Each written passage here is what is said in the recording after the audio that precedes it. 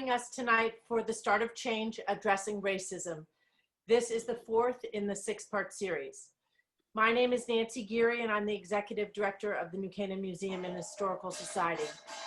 I'm representing our co-hosts tonight, the New Canaan Library, New Canaan Community Foundation, Interfaith Council of New Canaan, Grace Farms Foundation, and the Be Kind Foundation, as we gather with more than a dozen other local organizations also standing behind this important conversation.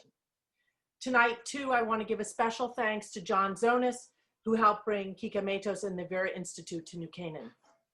We're pleased to have such a broad cross-section of the community joining us tonight, and expect others will engage later in the recording as well as in future sessions.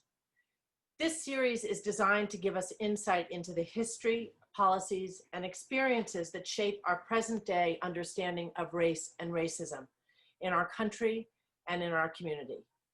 Taking this step in shared learning is critical so that we may build common understanding, common vocabulary, and some context for productive conversations as a community. As we've emphasized before, the learning here is just a first step, not the end goal. Following the speaker series, we intend to focus on next steps and plan to gather together organizations, individuals, and all parts of our community to talk about what this means for each one of us. Please use the Q&A feature tonight. The panelists are generous in their time and willing to take your questions. Thank you for your participation. Thank you, Nancy, and good evening, everyone. On behalf of the Interfaith Council of New Canaan, I want to thank our partners for all the work they've done to put together this very impactful and important series for our community. I'm very honored tonight to introduce tonight's speakers, Kica Matos of the Vera Institute of Justice and Dr. Anka Badurina of Building 1 Community in Stamford.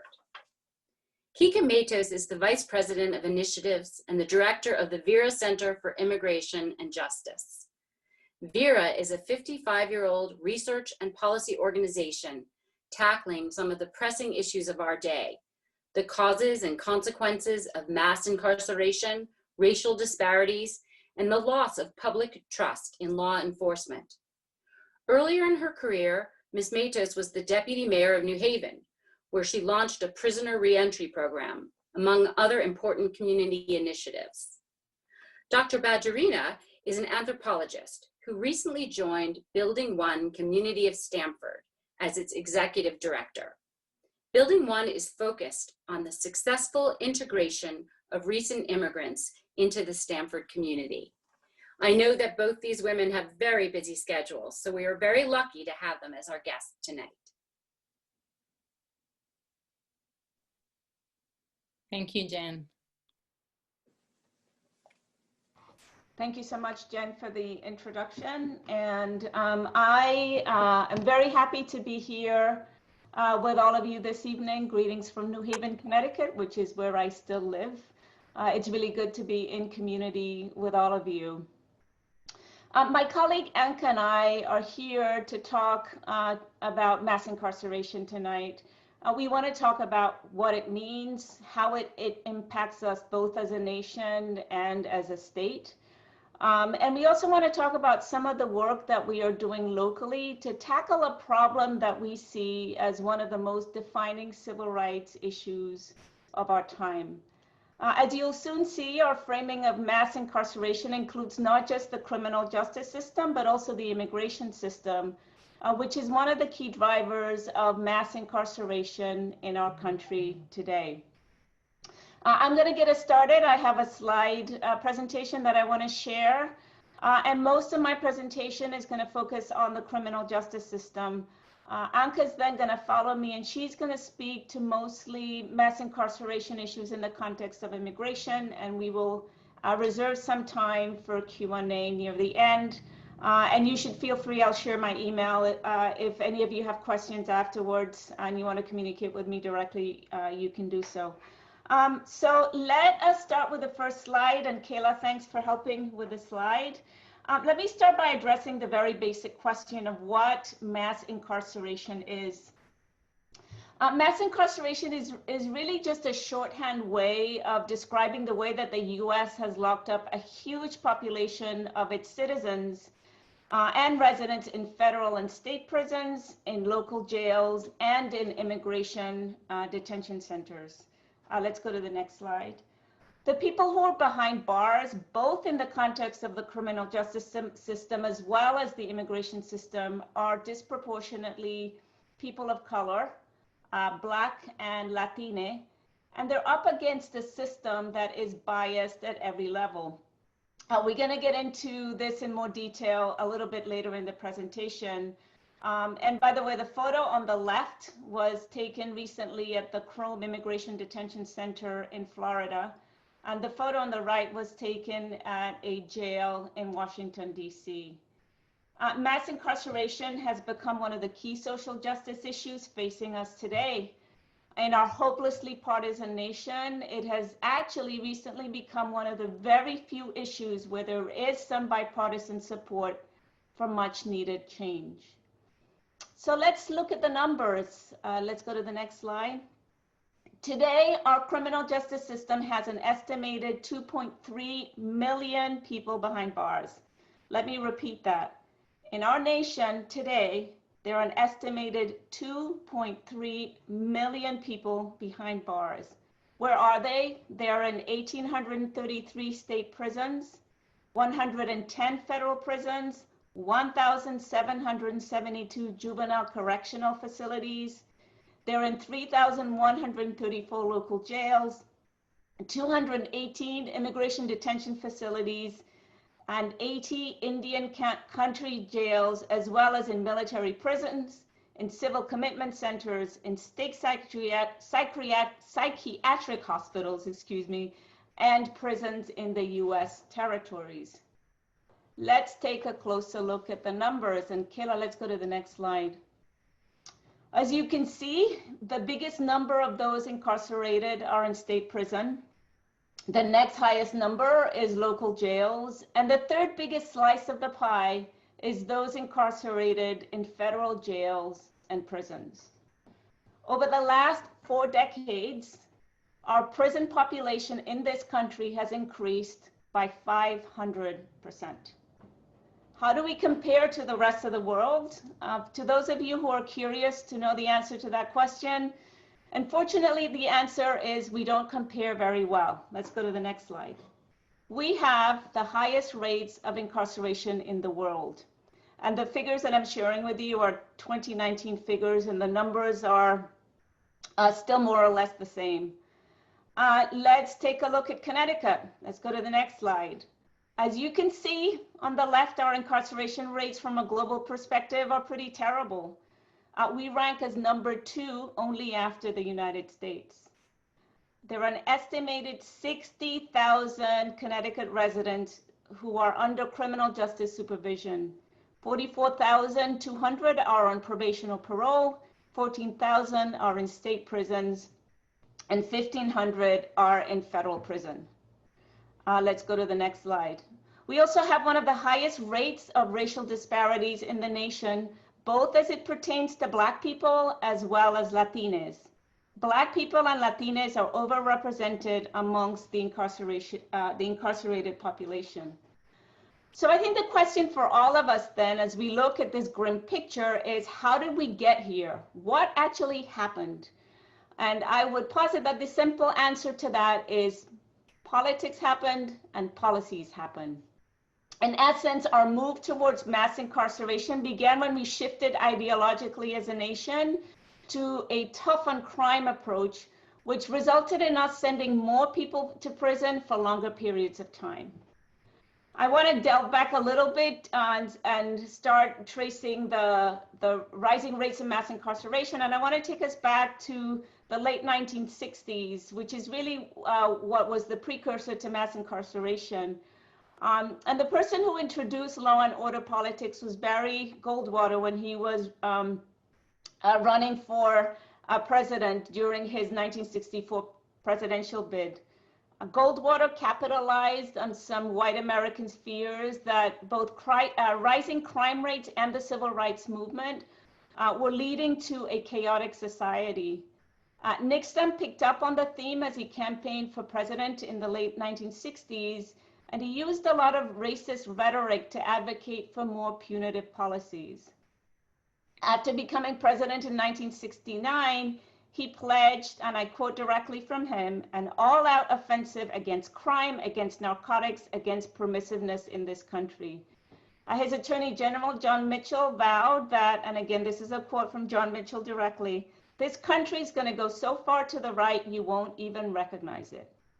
Nixon subsequently declared a war on drugs and made a number of speeches vowing to become, quote unquote, tough on crime. Let's go to the next slide.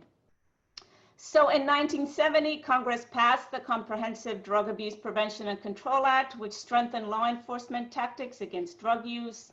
A year later, Nixon formally declared the war on drugs, and in 1973, the Drug Enforcement Administration was created. Let me note that the racial and politically conservative underpinnings of mass incarceration were there from the very beginning, not just in the public rhetoric used at the time. Let's go to the next slide. I want to share a quote from you from John Ehrlichman, who was one of Nixon's top aides.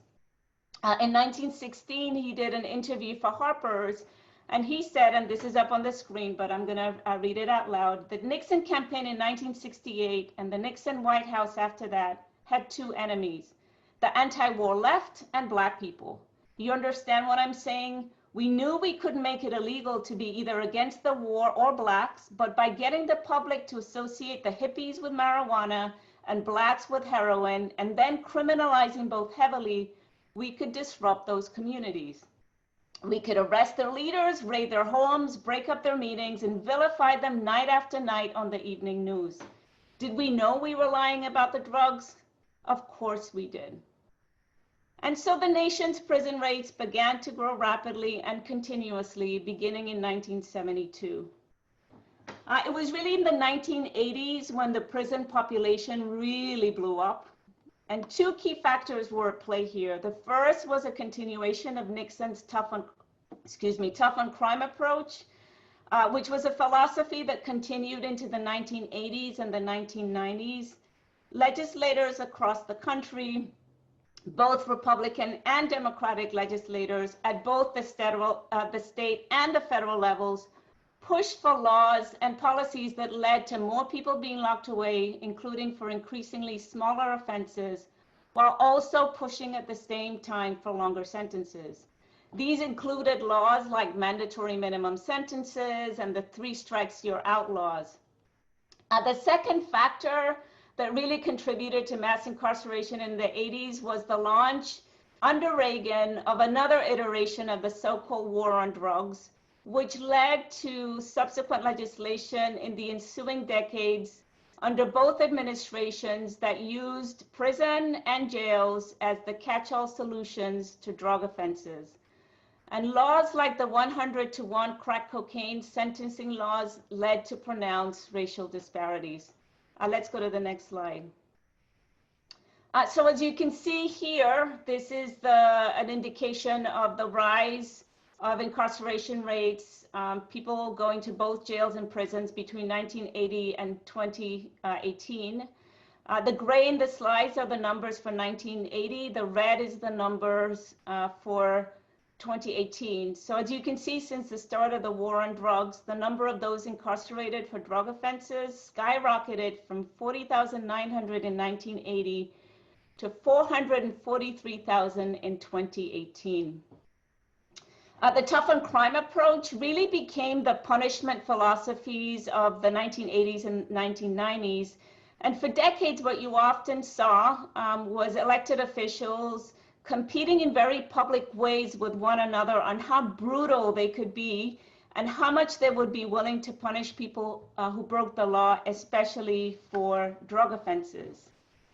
During this time, there was also a rise in the number of people being sentenced to life, so much so that today in this country, 1 in 9 people who are incarcerated are actually serving a life sentence. In case you're wondering if mass incarceration impacted communities the same, the answer is a resounding no. As I mentioned earlier, people of color and the poor have been disproportionately affected. The racial and economic disparities are as pronounced as they are deeply disturbing. Let's go to the next slide. Today, people of color make up roughly 37% of our nation's population, but 67% of the overall prison population. Black men are 6 times more likely to be incarcerated as white men, and Latino men are more than twice as likely to be incarcerated as white men.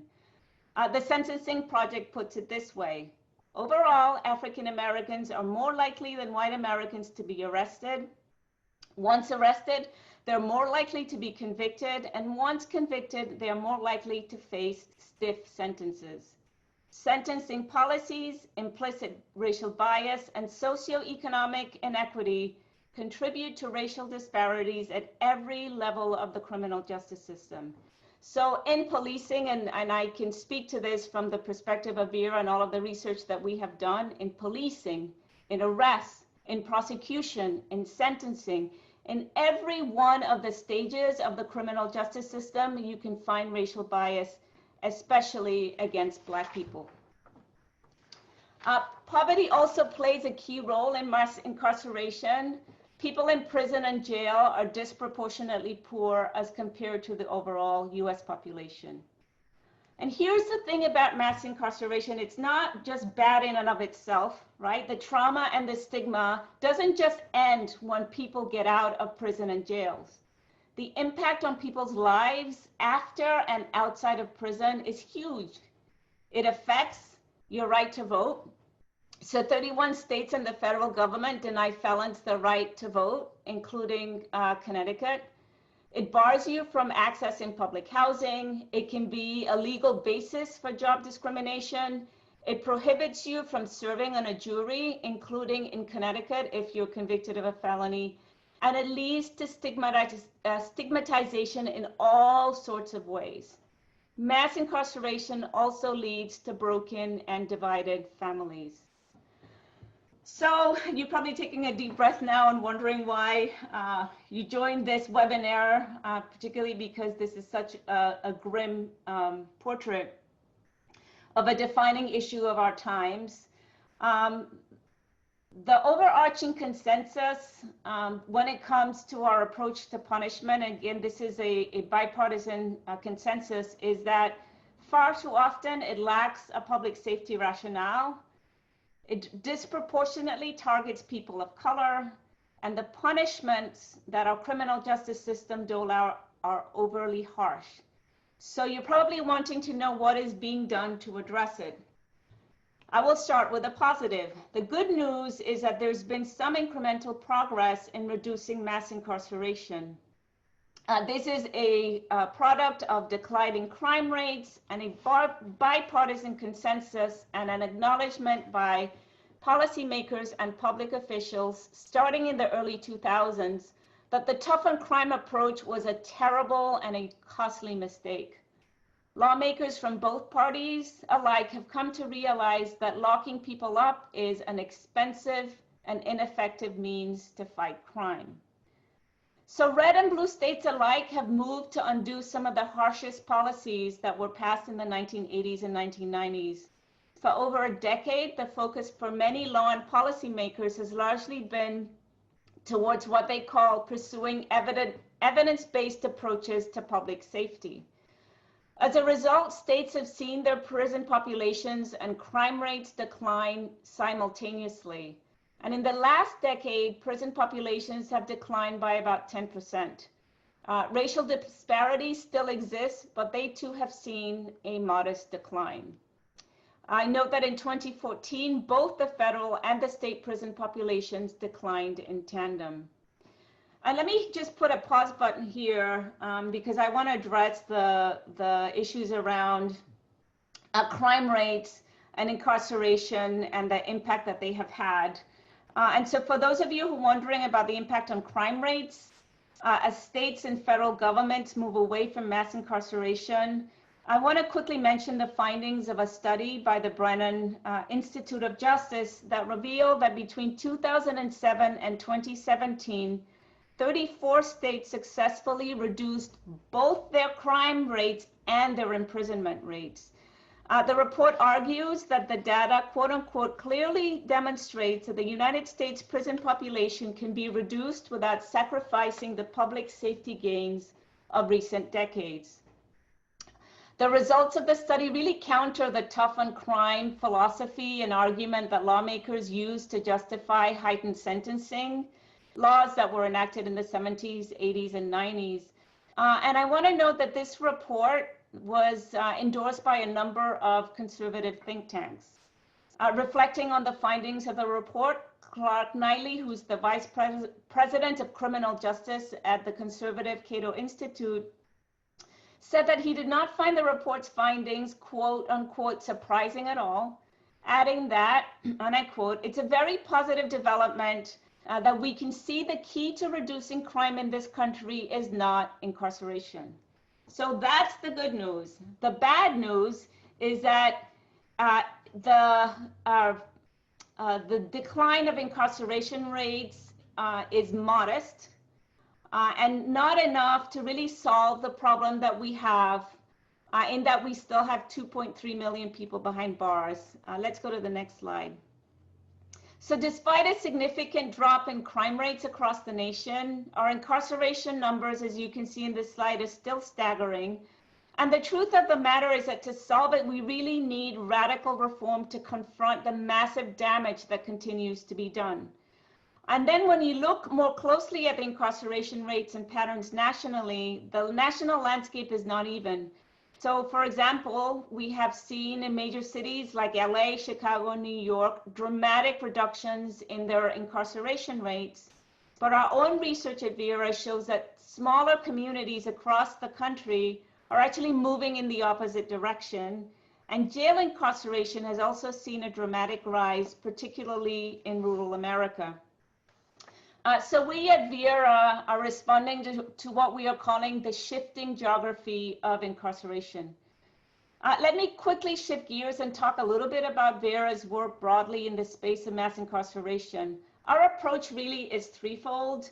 First, we're focusing on what we are calling closing mass incarceration's front door. And by that, I mean aggressively working to safely reduce incarceration rates. Second, we're looking to bring human dignity to life behind bars, focusing both on young people and adults who are incarcerated. And third, we're focused also on promoting safety, trust, and justice in what is an increasingly diverse America. This is really where our work in immigration mostly shows up. Our lens also across the board is intentional about reducing racial disparities in the criminal justice system. In the interest of time, I'm going to just share some of the highlights of Vera's work in 2019. And again, you should feel free to reach out to me directly for those of you who might want more information about our work. So let's go to the next slide. To end mass incarceration in 2019, Vera did a bunch of things. We worked in 8 states to develop strategies to safely reduce incarceration rates and increase community investment. We worked on advancing historic reforms in New York State that will shrink the statewide jail population by 40%. And we did this mostly via pushing to curtail pretrial detention and cash bail. We continue our work in New Orleans. In fact, we have a New Orleans office. And our work there has helped bring about an 80% reduction in the jail populations in NOLA over the last 13 years.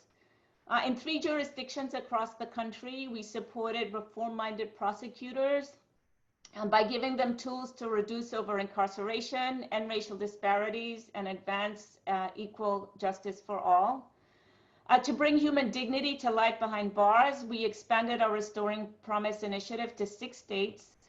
Restoring Promise is a program that targets youth behind bars and promotes healing, restoration, and mentorship.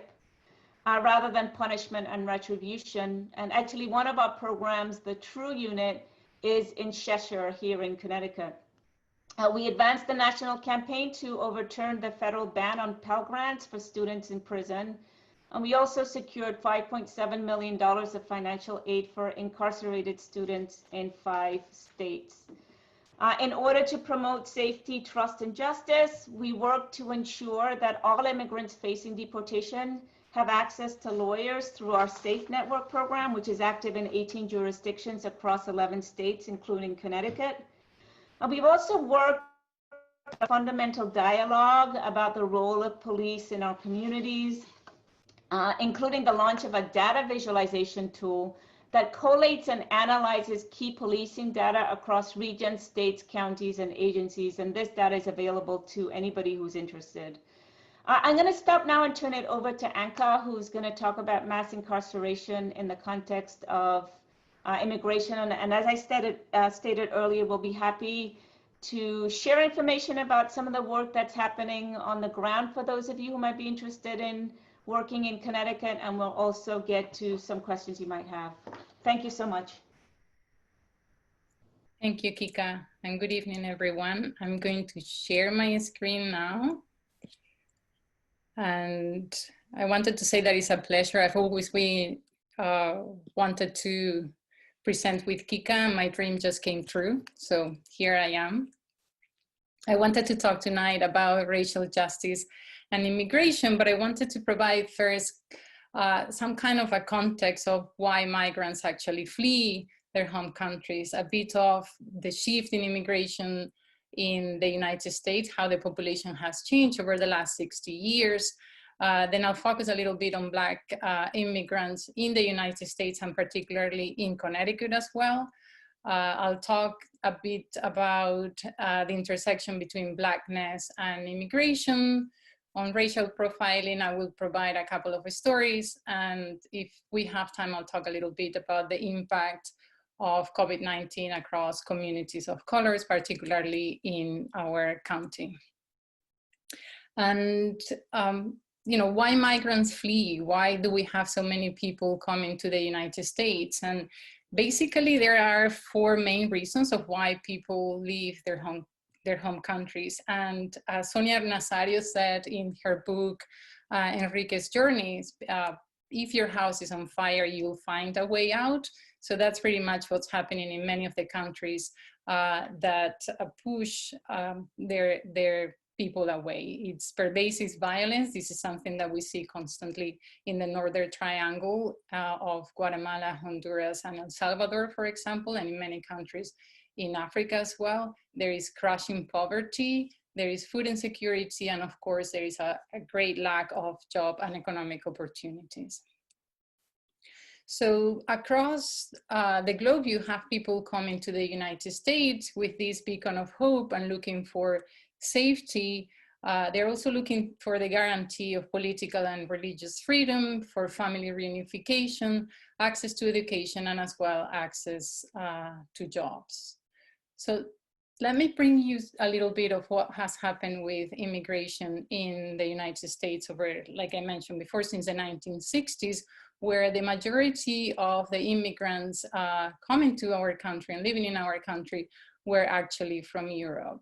As the year passed, in the last 4 decades in particular, we have seen an incredible increase of immigrants coming from the Caribbean and Latin America, and later the increase in Asian and African countries as well. As you can see, the last data we have here is about 2 years ago, and you see the huge increment from people from Latin America, but you can also see the difference in the last 8 years that Asian folks are coming in greater numbers. What we see in the end here is that 60 years ago, we had an immigrant population that it was mainly white. And in the last 3 decades, 4 decades or so, the color has changed. Not only from people from Africa and the Americas, but also those from Asia. You have people coming from Southeast Asia, India, and so on. I'm going to focus a little bit now then into the Black immigrant population in particular. According to the census, there are 4.2 million foreign-born Black individuals in the United States. BAJI, which is the Black Alliance for Just Immigration, has an increase, a bit of a higher number there, and I'm going to follow BAJI. The Black immigrants account for about 10% of the Black population in the United States as a whole. And within the Connecticut population of immigrants is about 16.5%. In New York is a little bit higher. And where do they come from? As you know, as I mentioned at the beginning, they come from the Caribbean and Africa. In particular, they come mostly from the Caribbean. As you see, nearly 50% of them are actually from the Caribbean. And when you think about the top birth countries, Jamaica and Haiti are the top ones. This is in the context of the US, but I will show you in a bit that it reflects a little, a lot with what we have here in Connecticut. Just to tell you a little bit of some characteristics of this Black immigrant population, compared to other immigrants in the United States, we have a population with an status that allows them to work. They are either asylees, they are TPS from Haiti, for example, and most of them, as you see here, is 84% of them actually have authorization to be in this country. When it comes to the median household, they earn higher than the Hispanic population in our nation, but they are still quite significantly lower than the Asian, who are about 70 something a year. So you still have about 20% of the Black immigrant population below poverty level. And another important point is that they are more likely as well to participate in the labor force given their authorization status.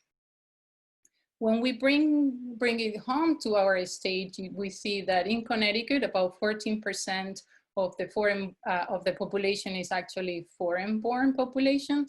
And when we think about what the top countries are, Jamaica, again, ranks #1. And you can see that it is a mix of Black and brown, but also European countries in this state in particular. And I wanted to show this data a little bit as well, because when you think about the foreign-born, as I was mentioning before, Black immigrants account for over 16% of the population, but in general, US-born in Connecticut is only 10% of the population. So as I mentioned before, 14% is foreign-born in Connecticut, but when we go to Fairfield County, because of the wealth, because of all the jobs that we have in the service industry, you see that there is a significant increment in the number of immigrants in our county. And then if you go to certain cities like Stanford, the numbers increase significantly. In Stanford, the largest foreign-born population actually come from Guatemala, and Haitians are also a large population following the Guatemalan and Hispanics one. But when we move into the wealthy 6 towns of our county, it's only 12% of the population that is actually foreign-born. But when we think about the next generation, we find that between 0 and 8 years of age, 25% of these kids are actually children of immigrants. And I wanted to show this slide about the diversification of our county as well. You see that in the 1990s, the population started to be somewhat foreign-born, were becoming more familiar to our county, but nearly 30 years later, you can see how it has changed dramatically, particularly for the city of Stanford, Bridgeport, Danbury, and Norwalk to a certain extent. It is the same for Greenwich and Norwalk, although Norwalk is significantly higher.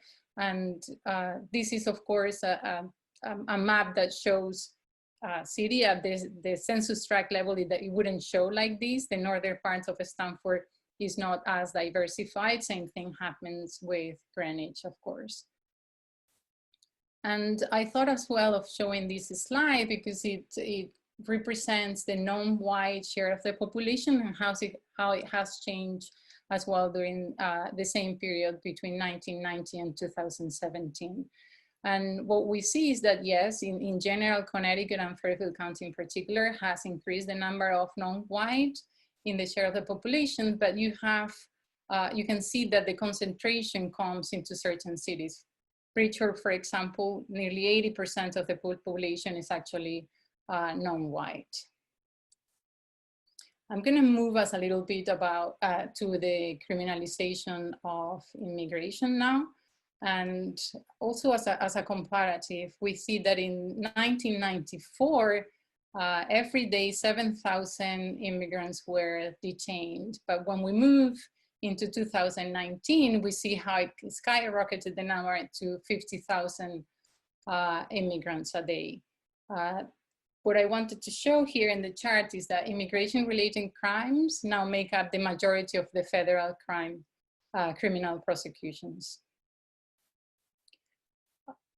At the beginning, I was saying that we have people from all over the globe coming to the United States with this hope, because in the end, we are the beacon of freedom and liberty and so on. But when it comes to Black immigrants, I think the moment they cross a border and they join in our country, the everyday realities of racism, it's completely different how they mark their life. When they come into this country, these immigrants are perceived with a new identity, and that's the identity of a Black person in America.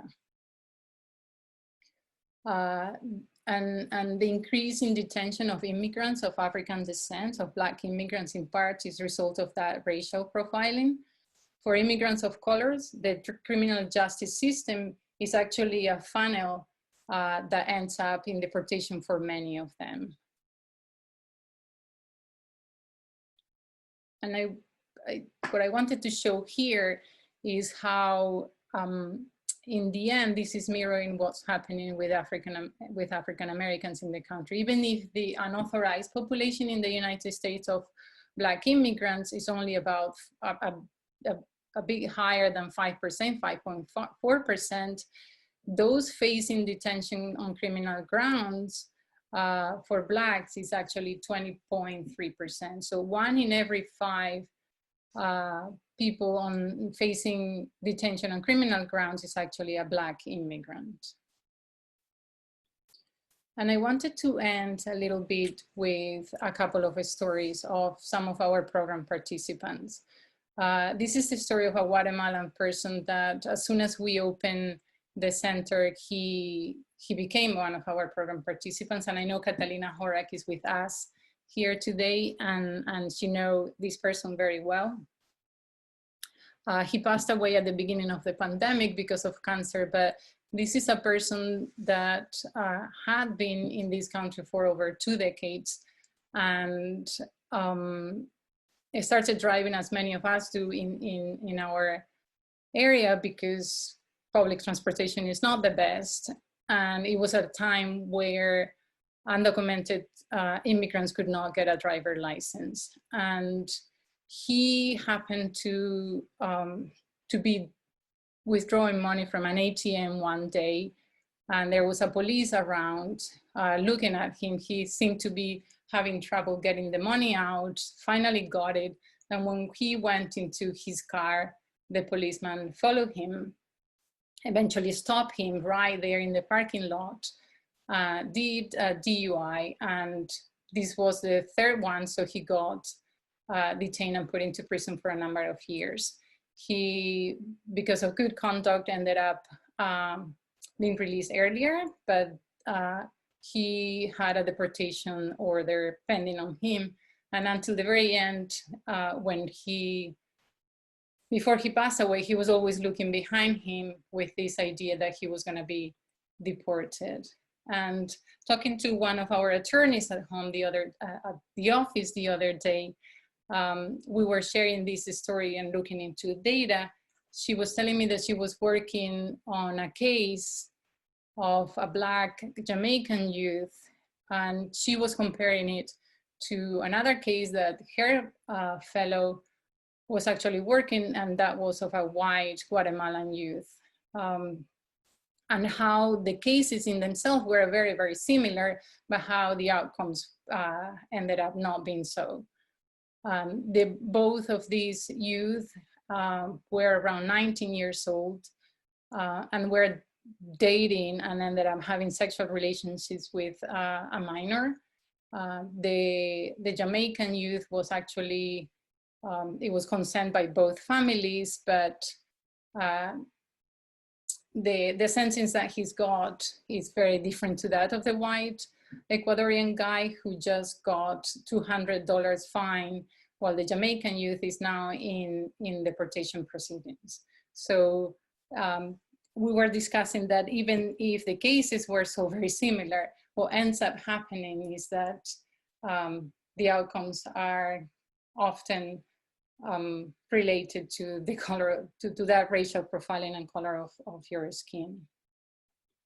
And the last part that I wanted to talk a little bit about is how COVID has impacted our communities of colors. At the very beginning of the pandemic, I remember that we were having conversations, and it was everywhere in the media, that COVID was called the grand equalizer. And very soon we realized that that couldn't be farther from the truth.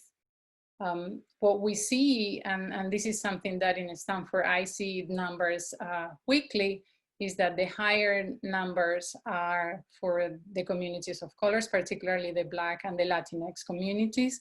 And it's higher because they remain being the essential workers, the overcrowding conditions in which they live, and that's becoming even worse because the more they lose their jobs, as they cannot work from home as we do, the more overcrowded and their conditions at home live. Like I said, they cannot work from home, and they have not been eligible for the stimulus checks, including families of mixed status, in which even if a member is an American person but is married to an undocumented person and they file taxes together, that stimulus check was not coming to them.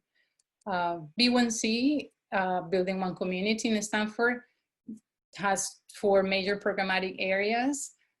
During the pandemic, we sort of shifted and became a an emergency relief type of organization, providing rental support. From the very beginning was because so many people in the community reacted and supported the work that we were doing, and we were able to raise funds and support these communities of our immigrant community, particularly those of colors, who tend to be the most affected. And right now we're working the organization in Stanford providing rental relief from the money that the state has designated for so. But our 4 areas are what we call the 4 E's. We educate by providing ELL classes and citizenship classes. ELL stands for English Language Learning. We empower people by providing family and individual services, but we also have an immigration legal services program, and we are working towards educational equity, particularly for the Latinx community in the area. We have a program on workforce development, and we engage. We provide educational opportunities for the community at large, and we engage over 400 volunteers every year. And I'm more than happy to also answer questions. If you want to learn more about B1C, this is my email address, and thank you so much.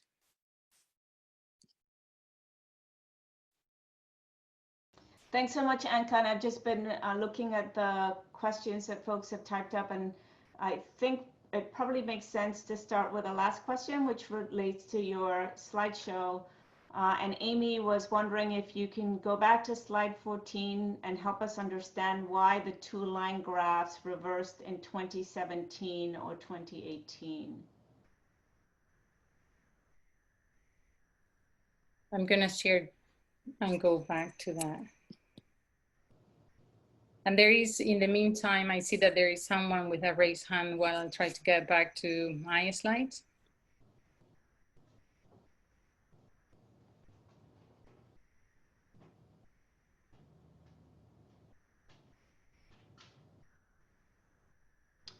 Do you want me to go to the next question, Anka, while you line up the slides, or should we hang on? You're on mute. Sorry, if you can go to the next question while I open up the, yeah, thank you. Okay, so the next question is, non-white people are not doing more drugs than whites, so why do drug arrests lead to more incarceration of non-whites? Is it discrimination of arrest? So the first thing I would say to that is that according to a report by Human Rights Watch, there are 5 times more white drug users than blacks, and yet black men are admitted to state prison on drug charges at a rate of 13.4 times greater than white men. And they go on to provide what I think is a really succinct explanation of why. And so the question is, yes, it's discrimination of arrest, but it's more than that. Poor communities of color have been the principal front of the war on drugs. Massive street sweeps, buy and bust operations, and other police activities have heavily targeted participants at the street level, in street level retail drug transactions in these neighborhoods. And this is, I'm quoting directly from a Human Rights Watch report. Not surprisingly, comparably few of the people arrested there have been white.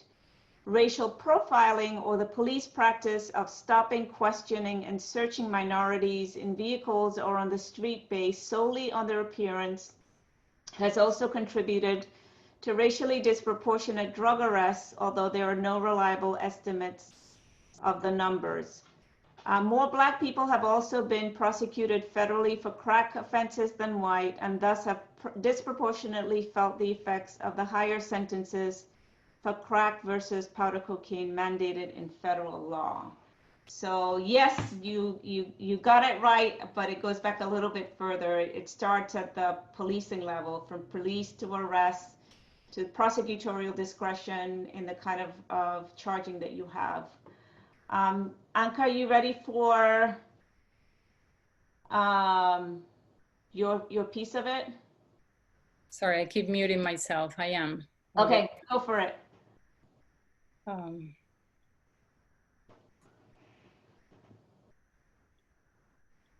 So this is the chart. Is that the one? I hope it's the one. I think she said 16, but this is the one that is reversing.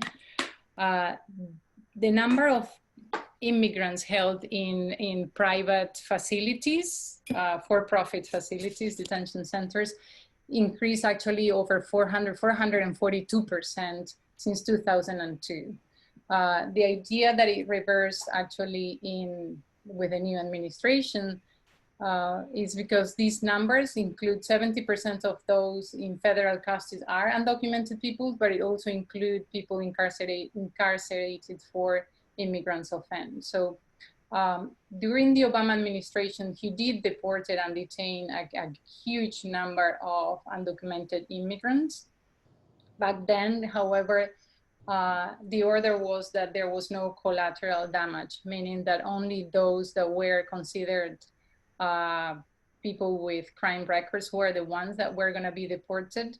During the new administration, collateral damage is okay. So meaning that if they come for me, but Kica is with me, and I am the person who they were supposed to arrest, they will take Kica, and if you are all around and you're all undocumented, they will take the 86 of us tonight. So numbers in detention have increased because of the new policies and execution of policies that we have with the new administration. Thanks so much, Anka. There are 2 questions related to private prisons.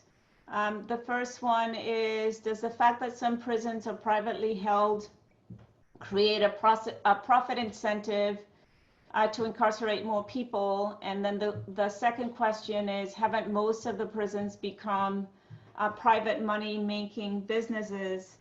And the answer to that really depends on whether you're talking about immigration detention centers or private prisons. And what we find is that where you find the most money being made is on the backs of undocumented immigrants.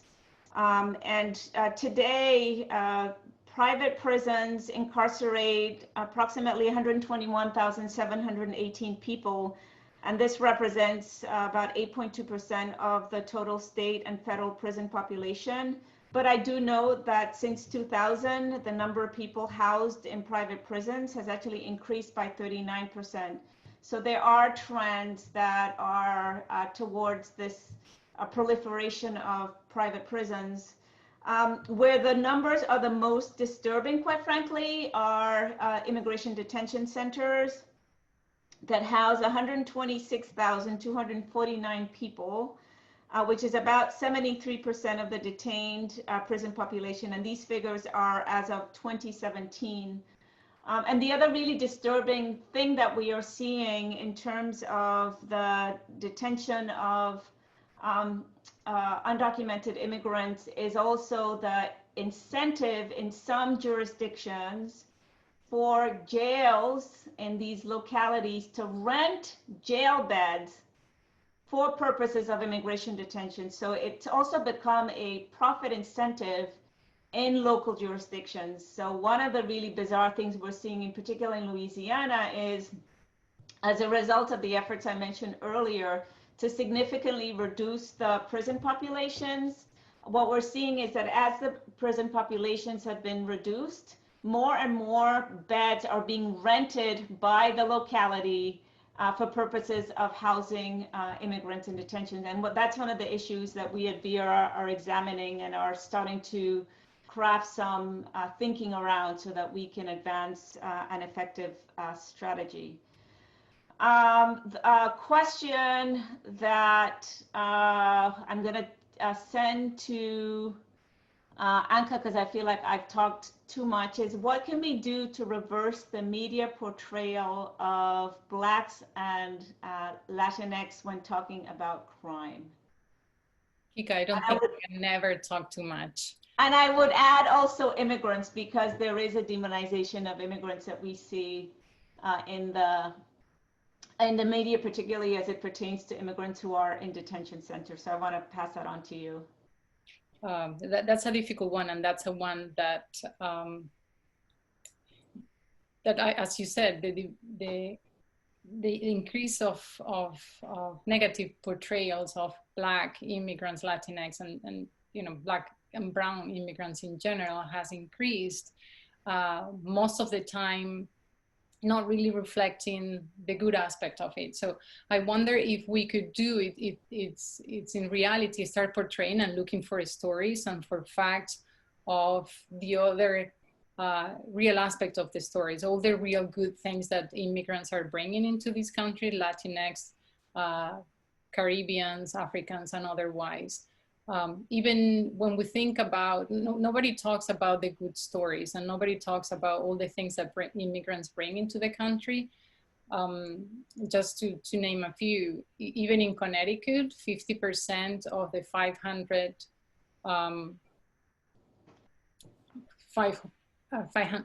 Fortune 500 companies are actually children of immigrants or immigrants themselves. There are a lot of good stories and people of immigrants and immigrant descent happening in our own backyard. And what we need to do is to make sure that the media picked up those real stories and the realities on the ground.